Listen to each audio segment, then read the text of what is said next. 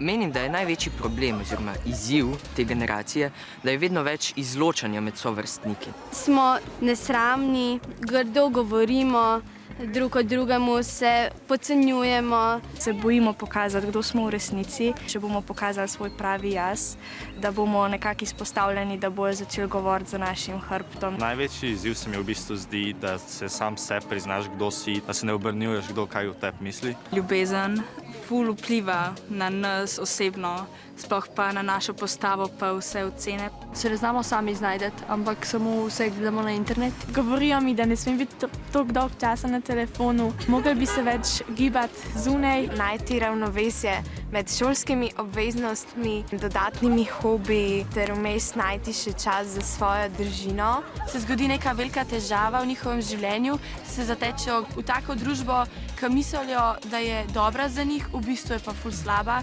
Starši so prej zaščitniški, da nam ne zaupajo na kak način, da gremo sami kam. Pritisk staršev, da si samo najboljši, čeprav včasih to glih ne moreš biti.